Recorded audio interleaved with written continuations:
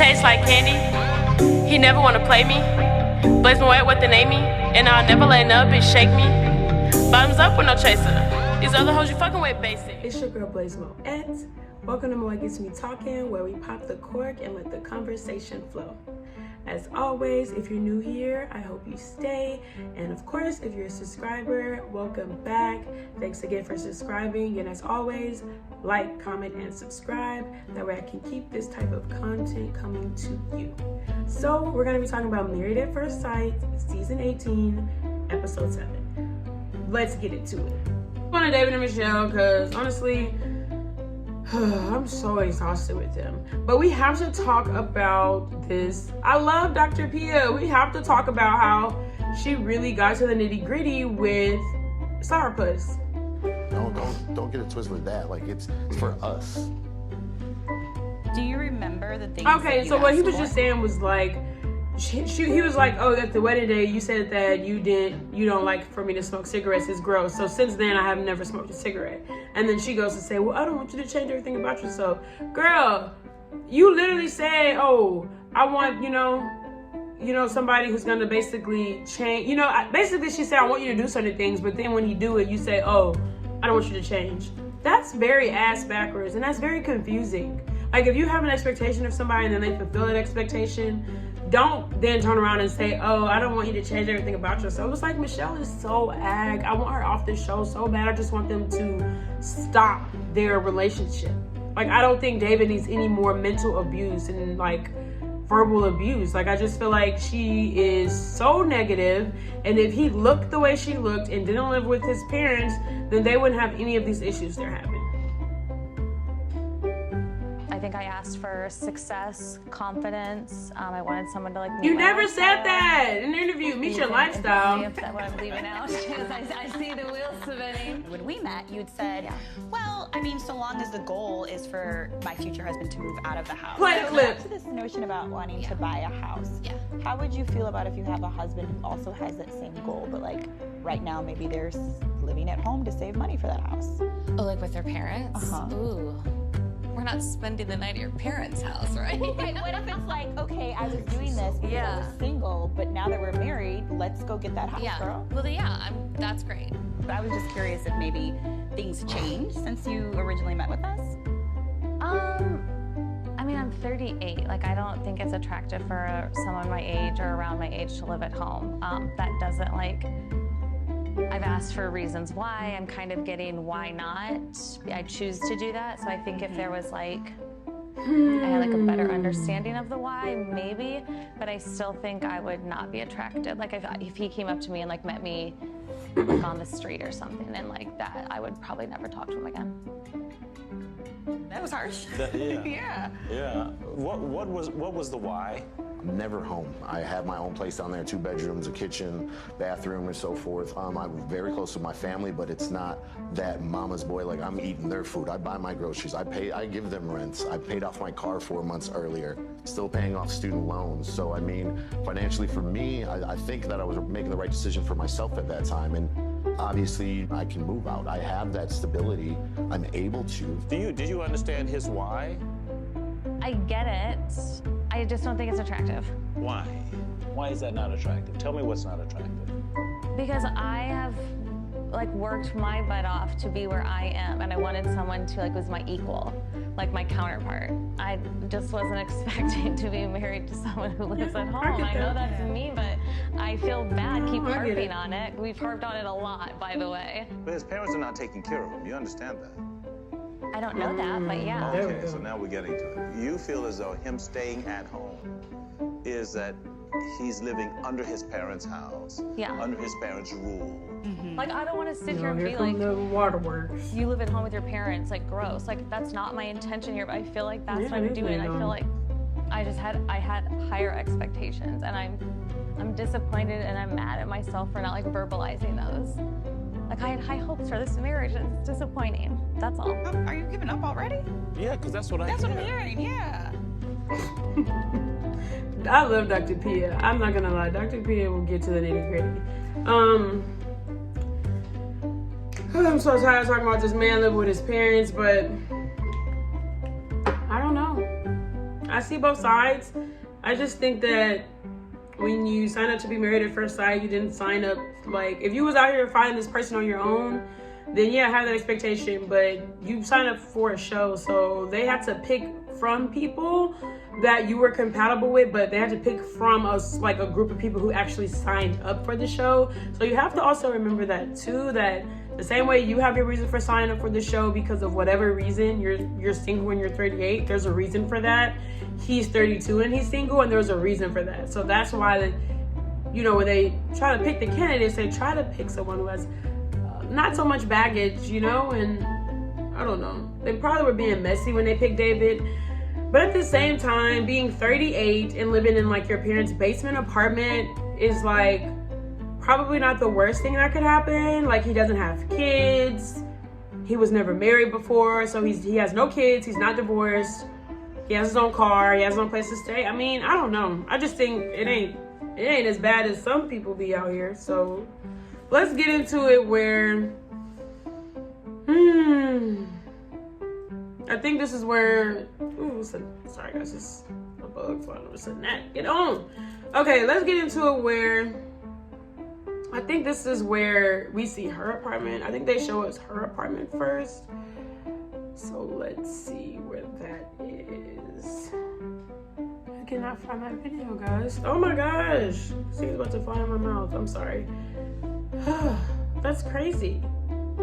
I thought I was gonna show y'all the video of her apartment, but I guess not. Yeah. Let me see if this is it. No, that's Juan's apartment. Oh, that sucks. Well, we were gonna look at her apartment, but basically when we went to go see her apartment, we pretty much got to see how she lived, and here we go.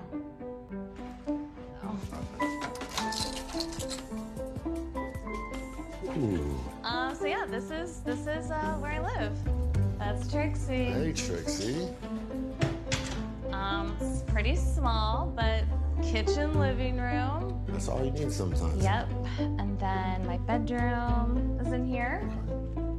My closet, I would say this is probably the messiest part of the apartment. So it's not too but messy I've to me. crammed a lot in there.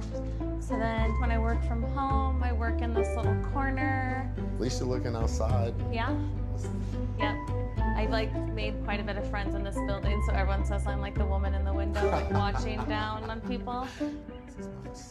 Bathroom. Oh yes, also. I know you're super tidy, so it's like this is no surprise. Yeah. I think it is simple. There's like a little dog run. Like if her apartment looked like Walter would normally be sitting on the couch. What is it, but Imam? He's not in Chicago. If her apartment looked like that, then I would have been offended if he called it simple. But her apartment is simple as hell. I'm feeling hesitant to want to relocate my animals to the new home because, like, I want to be comfortable in the new space. She has cats. Of course you have cats. Cat lady. Sad, but I also think that I'm over her. I need to do more work. Like, looking at her apartment, you would have thought she was living in a high-rise or my dog walker like what your mama's living in. Baby, this is simple. This is a very much simple apartment. It's minimalistic. You don't have a bunch of crap everywhere. It's very simple. Like, what was wrong with him saying it was simple? Like 3 or 4 times. Like, she has freaking she only comes self-esteem issues or something. Like, randomly, like maybe like a year ago was the last time I saw her, which is so great. We like text and talk all the time, hey. but yeah, she accidentally got the days mixed up, and so I like happened. She's not doing nothing but talking about her. Like 20 minutes. It's good You to see know, Michelle cat in her lady. I natural mean, her element. cat, It's her easy dog to- walker or whatever. To talk to her. She's committed to a dog walker for 9 years, y'all, hoping but that she didn't have a transfers over relationship for that to long. our But place. I don't know. It's small steps. She got a lot of little It's nice to red see. flags for me. Hi. What's up? Oh, She's very needy. hey, I got you. Only thing missing is little baby Walter, but this is my spot. This is where I live. Walter better be cute Cozy. too. It's kind of like one place, and then just That's a her different dog that she refuses to aspect. bring Like, to I the got my apartment. bed. You got more space in regards to the living like area, because mine is kind of cluttered in regards to all the stuff that I have. Is this what you expected it to look like? Yeah, it's just, simple. It's simple. Ooh, look at her face. I have worked very hard for the lifestyle I have. So hearing David mention that There's nothing simple, negative like about being simple, and then you're passive aggressive and says bad word because you didn't say nothing. Simple. He said simple too many times for you to not have said something. If that really rubbed you the wrong way, then why not say something? So now let's just jump right into them going to see his apartment. How you feeling about going to see my place? It's a big day. That's a big day. I'm not nervous. Is this to make it or break it? Are you nervous? No, I'm not nervous. I'm kind of excited to show you, a little to the inside of who I am. How I kind of live the simple life just like you. You didn't say I live a simple It is life. simple. You've had a freaking dog walker, the same one for 9 years. You work from home in the window when you do work from home. You have pink pretty much everywhere. That's your theme. Like, what? What was extravagant about your apartment? What was not simple about The it? neighborhood is really cute. It looked like a single woman lived there. This one right here with the big. That's window. it. Simple. If you had a bunch of gamer stuff on the wall, or I would have been like, girl, no, it's simple. Yes, the side door. The front door, that's where my parents go. Okay. So this is my entrance. I don't think I've I'm ever over opened her. that door. The front one? Yeah, two double those. Cause you probably, girl, let's not get into it. He probably paying less rent for the same amount of space as you, and so I don't know. I'm not against it the way he lives and chooses My to live his pad, we'll life. start off with my bedroom over here, I guess. This is where I spend majority of all my time. You guys, in this one season, the New Orleans season of Married at First Sight, the one dude lives in a shack. He built it with his own hands, saved on rent. I think people are crazy. Like, why do you want somebody to spend so much money on rent just so that way you can be attracted to them? That's wild. Like, it's crazy. Let's just finish this so it can be over. Because I'm honestly over all of them. Let's just finish this. Okay. My TV, my dresser, I mean, couch. Obviously he needs help cleaning up and organizing stuff, but he's a guy. And they do So laundry. then they are laundry upstairs as well? No, they do their laundry here when I'm out at work. Oh, okay, gotcha. Oh, so the laundry is downstairs where he's at. So his parents have to come down there and do the laundry, and now it's a really big deal for her. Yeah. So then, this is Kegerator? huh? Is this operating? Yes, it does work. I do have some empty kegs in there. Nice. That's for my darts when I practice 2-3 hours a day. As you can see, I'm very athletic, into sports. Yeah, we've got sports. Yes. No comment about the keg, because having a keg, like, you act like you don't party ever in your life. Like, I don't know. She's such a judgy person. So there isn't a He living told you there was no living room. right? Yeah. Yeah, okay. Oh, the bathroom? Studio. Yep, girl. This is kind of me in a nutshell. That's how she looking, I y'all. figured that She's she thought there was going to be a lot of sports stuff in here. She's gonna be single There's till quite she a bit, dies. yeah. So if you were There's like a no date way back she here, stays where with would him you after hang the out? show, and there's no way that anyone I else would gets actually her. go out How on about dates, that? and then if we came There's no back, one who's watching there's a her bedroom right and there. says, "Oh, I want her to be my wife. I can't wait till she gets done with I've cooked him." dinner.